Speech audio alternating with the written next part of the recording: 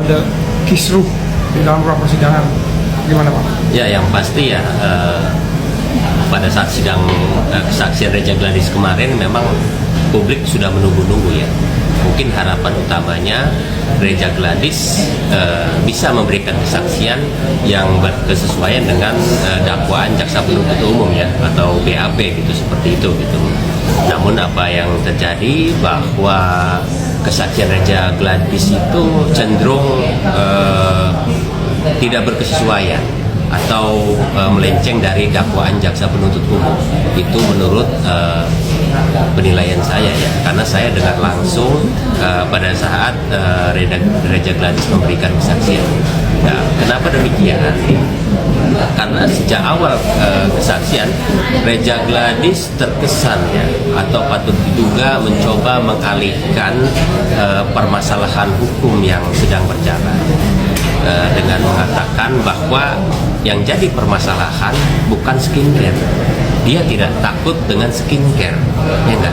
Tapi lebih pada dia nggak terima, dia merasa dicemarkan, dia merasa di harga dirinya gitu dilecehkan dengan live streaming Nikita Mirzani yang mengatakan bahwa dia abu-abu, terus berutusan, bahkan dempulan, seperti itu gitu. Dan itu menurut saya lucu gitu. Jadi dakwaan kemana, kesaksian kemana, seperti itu. Dan itu juga yang mungkin menurut saya sangat disayangkan gitu. Dan itu sangat menguntungkan Nikita Mirzani.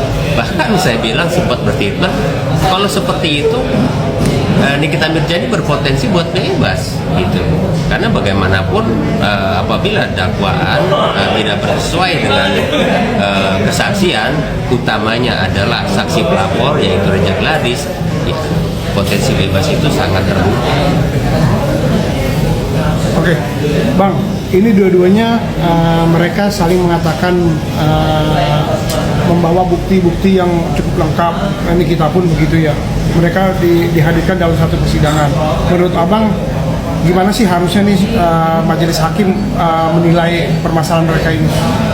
Ya, kalau masing-masing pihak mengklaim bahwa dirinya memiliki bukti yang kuat dan bisa dibuktikan di pengadilan, ya itu sah-sah aja. Bagaimanapun masing-masing pihak, Nikita Mirzani maupun Reja Gladys, itu harus gitu, ya enggak?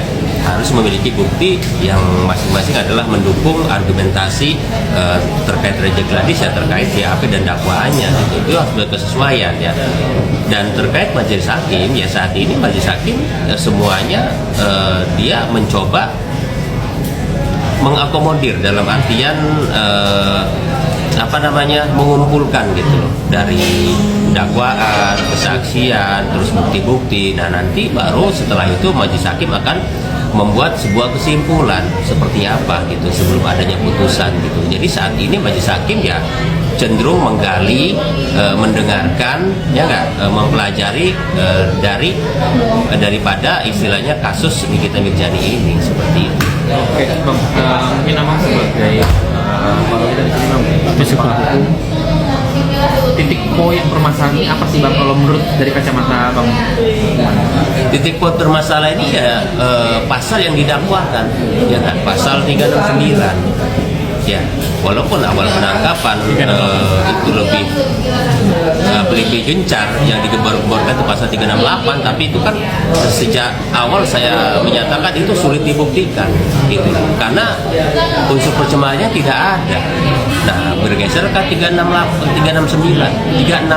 itu sudah jelas bahwa 369 itu bagian dari pemerasan, tapi lebih pada ancaman akan membuka, ya enggak, rahasia orang lain, akan membuka istilahnya aib orang lain di melalui media sosial yang ancamannya sekitar 4 tahun penjara. Mungkin kalau di awal pasalnya itu ya Nikita Mirzani tidak perlu ditahan, Bang, gitu loh. Nah, terkait pasal tersebut jelaskan, yang harus dijelaskan ancamannya di mana Nikita Mirzani mengancam secara langsung terhadap Reja Gladys, ya enggak? Apa yang menjadi ancamannya, ya kan? Kalau kita misalnya melakukan di ruang terbuka ancaman misalnya gua bunuh lo, apa bisa dilaporkan? Tentu tidak, ya enggak, karena itu baru bersifat verbal dan tidak ada alat bukti yang menjadi dasar untuk dilaporkan. Kalau beda halnya kalau kita misalnya bawa pisau, saya bunuh lo, itu bisa. Jadi seperti itu. Tapi banyak beberapa pakar hukum atau praktisi hukum bilang ini bisa jadi, Niki juga bisa bilang pemerasan secara halus, bukan pemerasan secara yang kasar atau keras. Karena kan dari 5M dia turun jadi 4M dengan tawar menawar dan akhirnya terjadilah transaksi dari asistennya ke Mail. Kalau iya boleh saja gitu, siapapun terkait masalah hukum boleh menafsirkan hal yang berbeda. Kalau menurut saya, apa yang dilakukan Reja Gladys itu tidak lebih karena terpengaruh dengan pihak lain, ya nggak? Di awal kesaksian pun dia mengatakan awalnya dia komunikasi dengan dokter T, terus juga dokter O dan lainnya. Jadi saya menduga bahwa apa yang dilakukan terkait pemberian 4M itu lebih pada terpengaruh oleh pihak luar, bukan adanya ancaman dari Nikita Mirzani. Terkait laporan juga saya menduga karena hasutan pihak lain yang memang selama ini sakit hati dengan Nikita Mirzani, gitu loh. Makanya pada saat dia bersaksi dan melaporkan, saya menduga dia pun dalam posisi yang sulit. Kenapa demikian? Kalau dia tekankan memang dia memberikan uang itu karena produknya akan direview, akan dijelek-jelekan di media sosial, itu akan mempersulit dia. Kenapa demikian? Karena bagaimanapun menyangkut usahanya dia, ya enggak? Kalau pada saat itu diungkapkan di pengadilan, pasti hakim akan bertanya mana ancamannya dan kenapa harus takut, ya pasti kan harus dibuktikan, ya nggak, skincare-nya benar apa tidak gitu kan. Karena selama ini kan yang namanya ancaman itu kan kalau ada itu kan belum dibuktikan, paham nggak, belum dikeluarkan yang menjadi ancamannya, iya kan, karena uangnya sudah masuk. Nah dalam proses pemberian uang itu ada kesepakatan.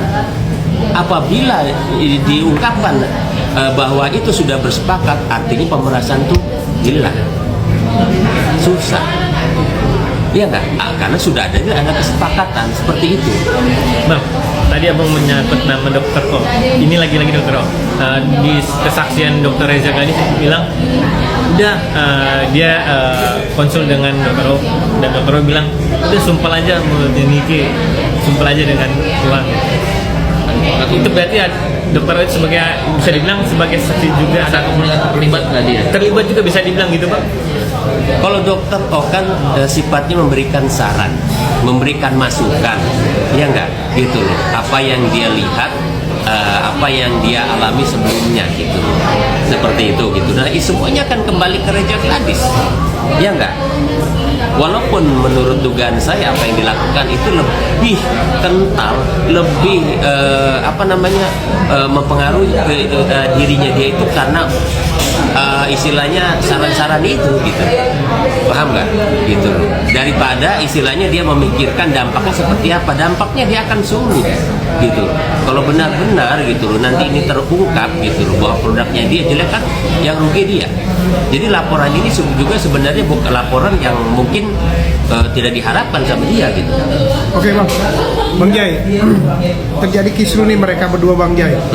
Apakah BP POM itu harus turun tangan juga untuk mengatasi hal ini dengan posisinya kan apabila Reja Gladys nanti skincare-nya di review kan dia akan ada rasa ketakutan. Apakah BP POM itu harus ikut andil? Sejak awal gitu loh, sejak kasus Nikita Mirzani mencuat, saya sudah memberikan keterangan di media agar BP POM turun tangan, karena bagaimanapun ini menyangkut hajat hidup orang banyak, gitu. Ya enggak, karena seperti yang dalam sidang Nikita Mirzani ada ungkapan dari dari RJ ya, bahwa tempelan BP POM itu yang dilakukan oleh karyawannya, benar seperti itu kan. Nah itu kan tidak bisa dibenarkan, gitu loh. Harus diuji produk ini membahayakan tidak bagi masyarakat. Nah disitulah BP POM harus turun, bila perlu BP POM diminta untuk hadir memberikan kesaksian, gitu, memberikan keterangan di pengadilan, itu perlu.